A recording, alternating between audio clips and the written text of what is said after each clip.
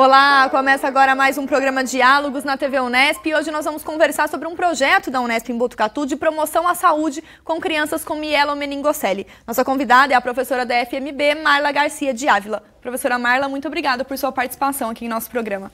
Eu que agradeço o convite, a oportunidade tanto de divulgar o nosso trabalho como poder ensinar um pouquinho, né, para quem estiver nos ouvindo, quem estiver nos assistindo, um pouquinho sobre os cuidados com essas crianças. Pensando então nessa doença que atinge as crianças, eu gostaria que antes a gente comentar um pouco do projeto de promoção à saúde, de sensibilização que vocês têm realizado em Botucatu, que você explicasse para a gente um pouquinho, né, o que é a mielomeningocele. Para vocês entenderem melhor, né, a minha atuação é em centro cirúrgico. E essas crianças, elas já são submetidas a uma cirurgia assim que nascem, algumas até intraútero.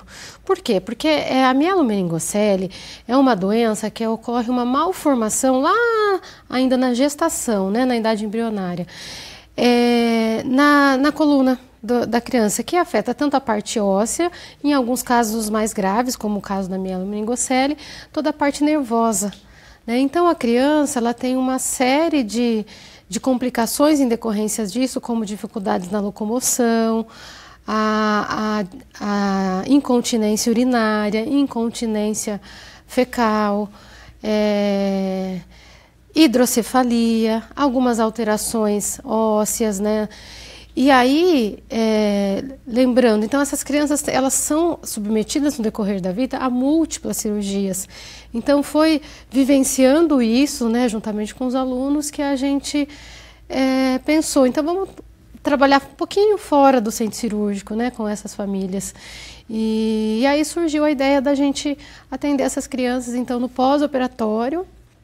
E quando nós chegamos, né, iniciamos o nosso projeto, a gente acabou vendo uma série de necessidades, como a ausência de recursos educativos para facilitar o entendimento das famílias, né? Considerando que a família tem um itinerário, né, bastante difícil, né, nas instituições, porque elas são atendidas por neurocirurgiões, ortopedistas, uma urologistas. Equipe multidisciplinar, então, no tratamento das crianças. Exatamente. Então, é uma série de informações que as mães recebem, né?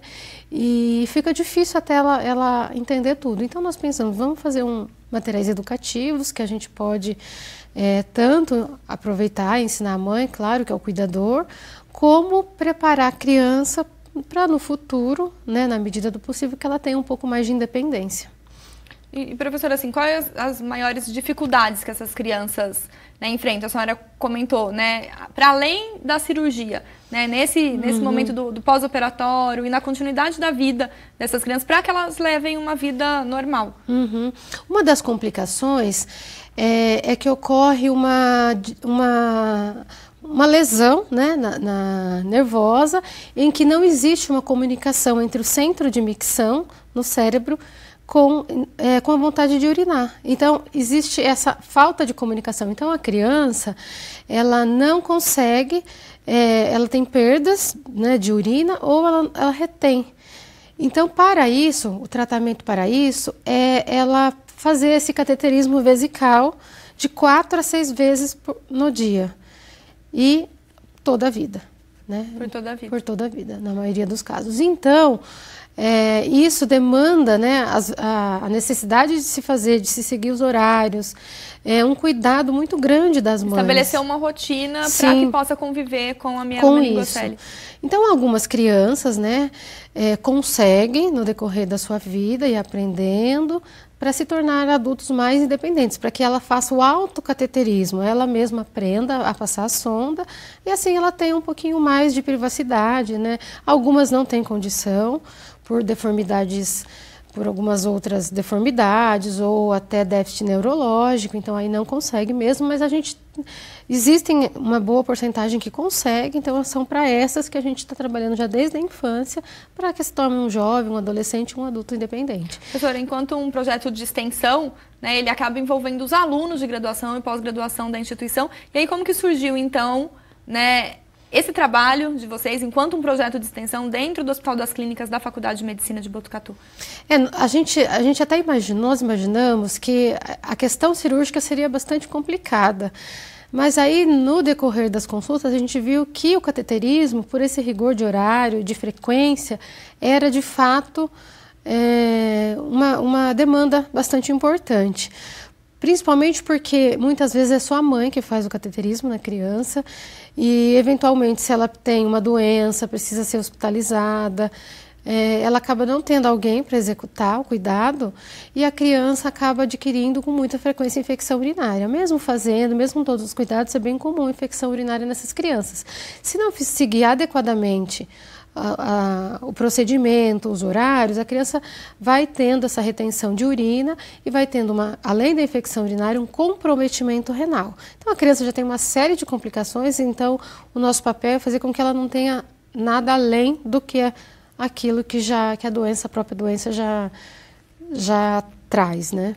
A senhora trabalha junto aos alunos do curso de enfermagem da Unesp, mas também essa equipe multidisciplinar, como você comentou, que os pais, os familiares, os cuidadores e a própria criança têm contato, são importantes também para pensar a execução desse projeto de extensão dentro da Unesp. Sim.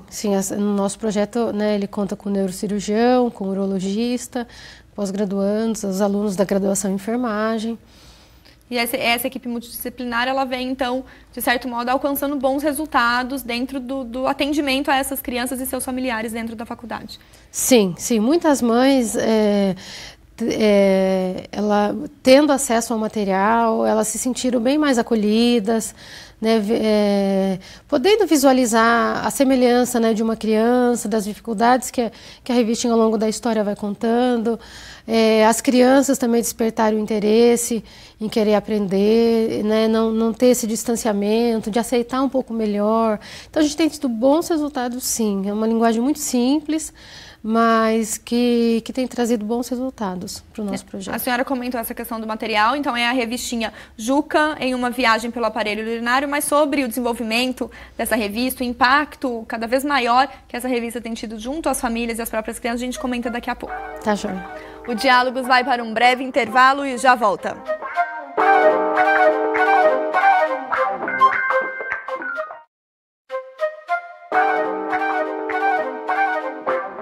O Diálogos está de volta e hoje nós recebemos a professora Marla Garcia de Ávila, da Faculdade de Medicina da Unesp em Botucatu. Nós conversamos sobre o projeto de extensão com crianças com mielomeningocele. Professora, nós terminamos o último bloco falando um pouco da contribuição que tem tido esse projeto de extensão junto às famílias e às crianças com mielomeningocele. E o fruto disso é a revistinha, né, esse material educativo que explica um pouco, né, como que surge a doença, como que tem que ser o cuidado com ela. Eu gostaria que a senhora comentasse um pouco, né, a ideia, né, como que, né, germina a produção, né, e esse resultado da revista. A ideia surgiu, né, juntamente com o professor Amaro, que é um professor na universidade, né, urologista, e que a gente percebeu nessa dificuldade de adesão ao cateterismo, e aí nós pensamos, não, um gibi vai ser talvez uma alternativa, uma estratégia para a gente atingir, então, as crianças, o que nós não esperávamos, que até a gente, às vezes, enquanto profissional de saúde, acha que a mãe está entendendo, né? E muitas vezes a gente, agora, para nossa surpresa, nós percebemos que elas não entendiam tão claramente. Então, o gibi... A questão da higiene, a questão da importância, da rotina, do horário, como a gente falou anteriormente. Sim, e até a própria desenvolvimento da doença, né? Então, por mais que eles convivem com isso, a revistinha traz uma linguagem bem fácil, bem simples, né? Que tanto as crianças como os pais acabaram se entendendo melhor um pouquinho toda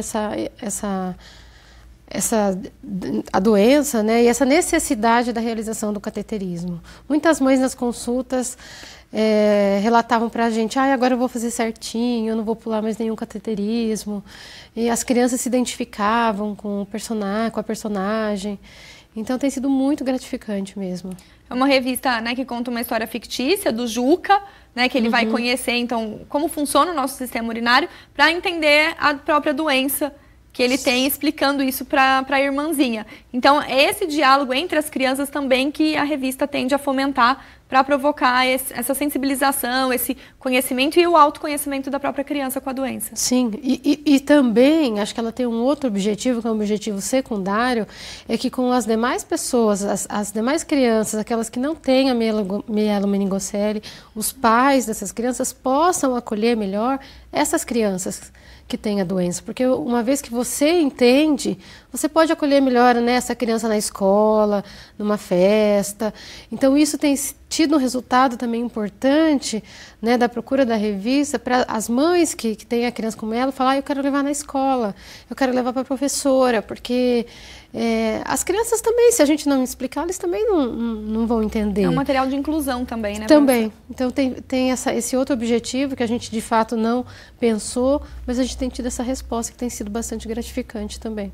A revista ela foi produzida em 2015, Sim. Né, enquanto trabalho de conclusão de curso de uma das alunas do curso de enfermagem. Qual que é a importância, né, de aliar esse aluno de graduação já pensando na construção de materiais que tem um impacto muito importante junto à sociedade? Uma das atividades, né, cabe ao enfermeiro a realização de educação em saúde. Então, se a gente está trabalhando com educação em saúde para as crianças, então a gente tem que utilizar uma linguagem, um material apropriado para isso. Então, a aluna pôde, né, no desenvolver do trabalho, ela foi entrevistando as famílias, trazendo as famílias para que as famílias trouxessem as dificuldades e essas dificuldades foram inseridas no contexto. Então, ela teve essa oportunidade de vivenciar nessa dificuldade, de trazer para um material e depois mostrar o material para o resultado final para as famílias. Então, eu acredito que foi bastante positivo. E agora também na atuação enquanto enfermeira, e nós vamos conhecer então um pouco, né, a visão da Thaís Uezuno no quadro Ponto de Contato de hoje, uma vez que ela é uma das idealizadoras da revista voltada para crianças com mielomeningocele.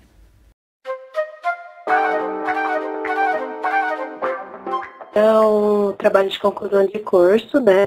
Esse trabalho que a gente fez, ela a princípio tinha essa ideia de fazer revista em quadrinhos. Daí a ideia dela foi da gente montar uma história em quadrinhos para poder ajudar as crianças a poderem fazer esse procedimento sozinhas, né? Para minimizar a sobrecarga do cuidador dela. Então, no caso, ela passou mais ou menos como ela queria a historinha. E daí, com a ajuda de uma amiga minha, que é está cursando, né, publicidade e propaganda, ela desenhou para mim, a ideia que eu passei para ela, mandei um texto, né, falando como eu queria, tudo. Montei até as falas dos personagens para ela e ela acabou desenhando para mim. A revista é um trabalho diferente porque a criança, ela pode estar pegando nas mãos essa revistinha, vendo a historinha que já está no linguajar fácil para ela, e daí ela lê e ela começa a se colocar no lugar do personagem, que é a doença que ela apresenta. Então ela pode estar falando, nossa, acontece isso comigo. Então ela se coloca no lugar do personagem, e a nossa área da enfermagem, ela é muito importante porque a gente que passa a ser o profissional, que vai estar, além de estar educando, né, a mãe, a criança, ou o cuidador mesmo, se não for a mãe, a tá aprendendo mais sobre a doença, aprendendo a técnica, tirando as suas dúvidas. E para a contribuição para mim foi que a gente pode estar ajudando a criança a estar entendendo essa doença que ela tem e de uma forma mais lúdica. Ela pode estar nos desenhos coloridos, ela pode estar no final da nossa revistinha, ele tem passatempos que a criança pode estar pintando, pode estar desenhando, completando com as palavras que ela aprendeu durante o ler da revista, né?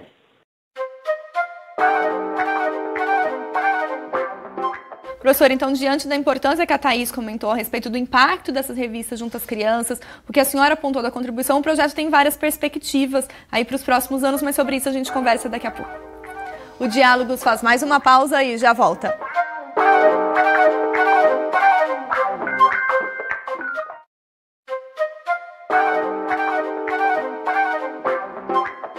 O Diálogos está de volta e aqui no estúdio nós recebemos a professora Marla Garcia de Ávila, da Faculdade de Medicina da Unesp em Botucatu. Nós conversamos sobre o projeto que envolve crianças com mielomeningocele. Professora, nós ouvimos a Thaís Uezuno, aluna egressa do curso de enfermagem, que atuou junto a vocês no desenvolvimento da revista, do Juca em Viagem pelo Aparelho Urinário. Além dessa história fictícia, a demanda dos pais, dos familiares, dos cuidadores, fez com que vocês pensassem a questão da higienização, dando dicas de como essa criança garante a sua autonomia para que ela mesma possa fazer o seu cateterismo. Isso. Lembrando, desde questões básicas como a higienização das mãos, que é extremamente importante para a prevenção de diversas doenças, inclusive as infecções do sistema urinário. E todo o procedimento, que ela convive, no entanto, muitas vezes é submetida todos os dias, diversas vezes, mas que muitas vezes não tem um entendimento da importância de cada passo. A senhora comentou que é uma necessidade até das próprias mães entenderem a fundo a doença, mas enquanto respostas, feedback da revista que tem sido divulgada no hospital, e tem um acesso online também a essa revista, a senhora consegue mensurar que essa autonomia ela tem aumentado dessas crianças? É um pouco difícil, é muito recente. A gente pretende desenvolver novos estudos para, de fato, poder avaliar o impacto do material educativo na prevenção de complicações e na adesão ao cateterismo. A gente entende que ainda é muito recente, a gente plantou aí, a sementinha foi plantada, nós esperamos que sim. Novos estudos vão nos dizer isso, mas eu acho que é um caminho que tem tudo a dar certo. A senhora comenta de novos estudos, vocês agora em 2016 têm continuidade a esse projeto de extensão, também com financiamento. Eu gostaria que a senhora comentasse um pouco a importância da divulgação, do fomento a pesquisas nessa área que tem uma aplicabilidade imensa, pensando na promoção à saúde. Pensando particularmente nessas questões, das diversas complicações que essas crianças têm, então nós vamos fazer uma segunda revistinha abordando a hidrocefalia, que também é bastante frequente, a presença da incontinência intestinal, que também limita bastante a criança, então ensinar a mãe como conviver um pouco melhor com isso. E um outro material educativo que é desenvolver um sistema de educação à distância, utilizando uma linguagem também adequada, que é passo a passo de todo o cuidado que a criança e a mãe deve ter com a presença da bexiga neurogênica e a realização do cateterismo, mas que também vai ser, assim como a revista, vai ser um material produzido de livre acesso, para que qualquer pessoa, que da onde estiver, quiser usar o nosso material, possa utilizar.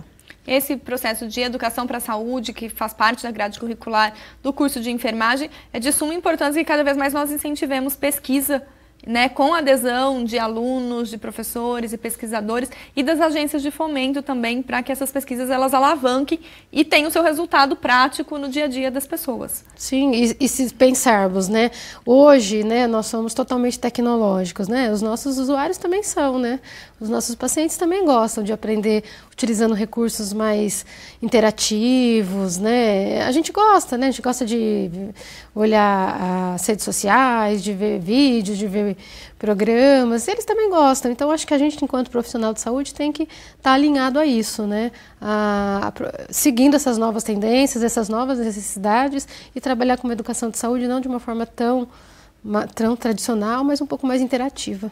E essa questão da interação pelo lúdico, então, seria um caminho que vocês têm observado que tem dado certo? Sim, muito certo. E acho que é usar também, por mais, hoje, a grande parte da população tem acesso, a smartphone ou algum computador. Então, essa troca é bastante importante também para o processo de educação e saúde. O que a senhora espera, desse projeto que está ganhando novas frentes de atuação a partir agora de 2016, pensando nos resultados que vocês almejam alcançar com esses novos projetos? Nós esperamos que as mães, são dois grandes objetivos, que a criança tenha mais independência e que a mãe tenha uma menor sobrecarga. né? Porque a mãe, a gente considera, né, chama ela de cuidadora informal. Muitas vezes a assistência é focada só na criança e a mãe se priva de muita coisa. A maioria dessas mães não trabalham, se dedicam ao cuidado da criança, ela tem ainda os outros filhos, o marido, toda a família, a casa para cuidar, e ela tem que dar um foco maior na criança. Então, todas as estratégias que a gente faz é pensando na promoção da saúde da criança e na diminuição da sobrecarga do cuidador informal, que na maioria dos casos é a mãe. E para os alunos da faculdade, para os demais professores que estão envolvidos, professora, qual a grande contribuição? A grande contribuição é essa mesmo, né? Assistir a família de uma maneira integral e individualizada. Né? Nesse caso, né, quando uma criança com uma doença crônica, olhar só para a mãe, só para a criança, não é o mais adequado, né? O mais adequado é olhar para o binômio, que é a mãe e a criança.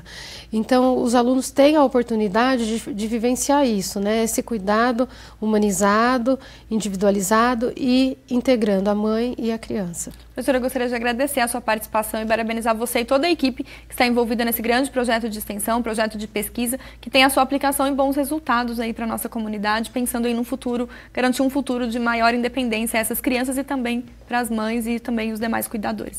Eu agradeço a oportunidade, agradeço à TV Unesp pelo convite. Reforço, né, que a revistinha ela se encontra no endereço www.doutorbexiga.com.br e que todos que têm acesso livre e que todos possam utilizar e se beneficiar desse material. Muito obrigada, professora. O Diálogos de hoje fica por aqui. Se você quiser rever essa entrevista e saber um pouco mais sobre o projeto de extensão da Faculdade de Medicina da Unesp em Botucatu sobre crianças com mielomeningocele, acesse o nosso site. Obrigada pela companhia e até a próxima.